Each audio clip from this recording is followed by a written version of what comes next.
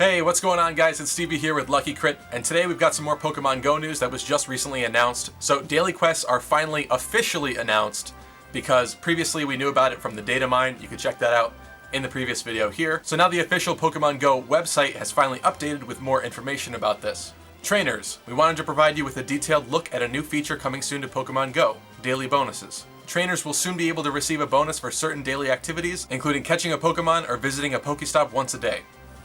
You'll earn a larger bonus if you do this 7 days in a row. Catching Pokemon every day will earn the following bonus: 500 XP and 600 Stardust. And that's in addition to the normal amount of Stardust that you get, which is pretty awesome. It's a nice little boost for every single day.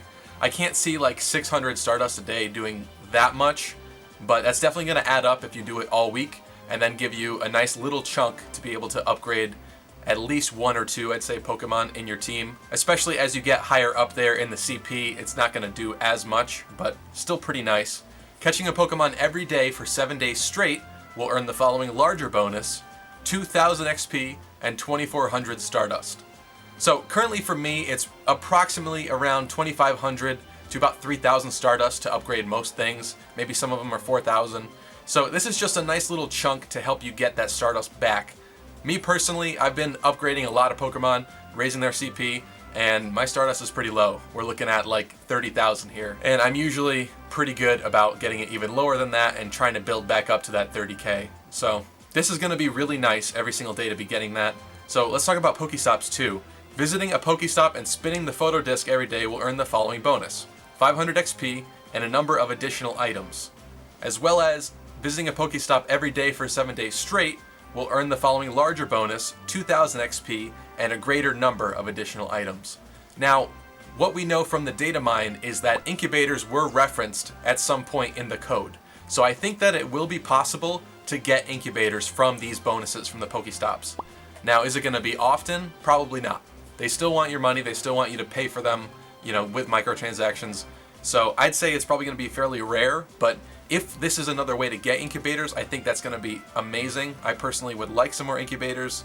I can't see it being like a once a week kind of a thing. It's probably going to be even rarer than that, but that would be awesome to have an extra incubator every week. I think that would be great for players like me that could use a couple more but don't really want to spend the money, especially after some of the recent updates. You know, I'm still not completely satisfied with Niantic and their choices, so I'm not going to be spending any money anytime soon. But if I can get more incubators like this, that's definitely the way that I'm going to go about it. So we also have some more news that I found out about on Reddit. So eggs have been switched up a little bit, and Eevee is now confirmed to come from 5k eggs. So no more 10ks, hatching Eevees. And this is kind of funny and kind of painful at the same time. The Halloween event lasted a little bit longer than we expected, and so on that final day that it was supposed to be over, but it was still on, I actually took the time to go out and walk 10 kilometers and hatch a 10-kilometer egg that I had recently gotten, and lo and behold, Eevee. Worse than that, because the candy was doubled on Halloween, instead of getting something nice like 50 or 60 candies, you know, with the maximum being about 64, I got 32 candies. So on top of it being probably the worst thing I could hatch from a 10k, I also got the least amount of candies for it, and now, about a day later, it's no longer possible to get Eevees from 10ks. So that's like a triple fail there. I'm really disappointed in that. But be thankful that if you hatched 10ks over the weekend, that maybe not all of yours were Eevees, because that was the only 10k I had. I hatched all my 10ks a couple of weeks ago, which is highly unfortunate. But anyway, you're not going to get Eevees from 10ks anymore, which I think is a nice change. But what does that mean? More pincers for everybody? Or is it actually going to make it a little bit more likely that other things will hatch? I'd be excited about that. And now, just tonight, we also have more confirmation from the official Pokemon Go Facebook page that Professor Willow has conducted research and made some major discoveries. Trainers may notice fewer Pidgey, Rattata, Zubat, and an increased variety of other Pokemon. It was also discovered that Pidgey and Rattata no longer hatch from eggs, and Eevee now hatches from 5-kilometer eggs only.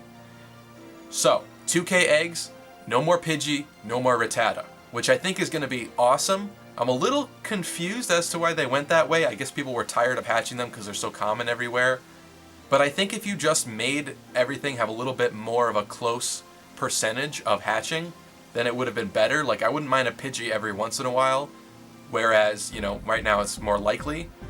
However, I do see a lot of people complaining that what's going to hatch from 2k eggs now are Weedles, because that was not mentioned anywhere. Weedles are still going to be super likely. I guess 2K eggs are just Weedle eggs now. I don't know.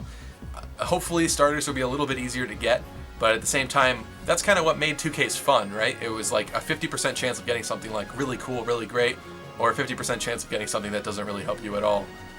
I mean, most of the time you can fall back on like a Magikarp hatch or a Geodude hatch isn't bad for us over here on the East Coast.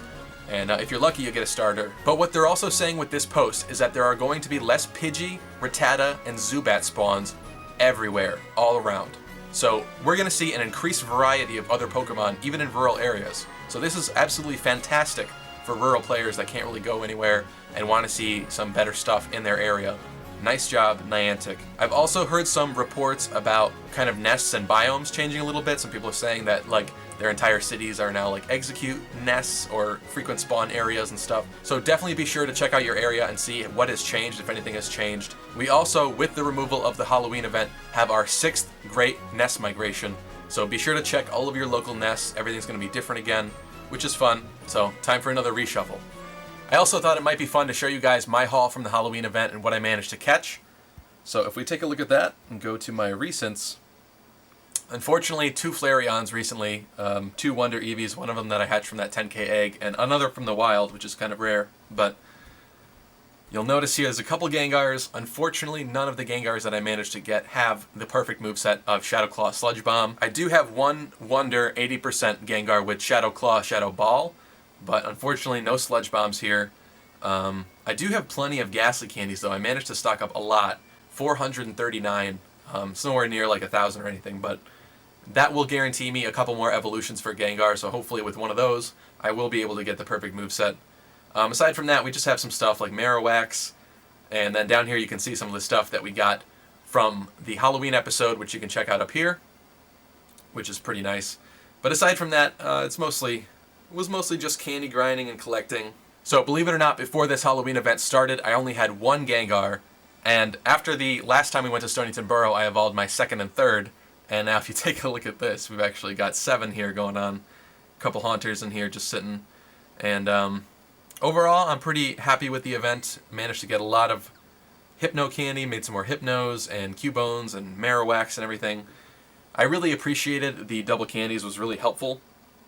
But I think overall, it would have been nice to end up with a Shadow Claw, Sludge Bomb, Wonder, Gengar, and consider myself done when it comes to making Gengars. Unfortunately, that's not the case. But anyway, that's going to wrap up this video. If you enjoyed it, please remember to slash that thumbs up down below. And also don't forget to leave me a comment in the comment section down below and let me know what your haul was like from this Halloween event.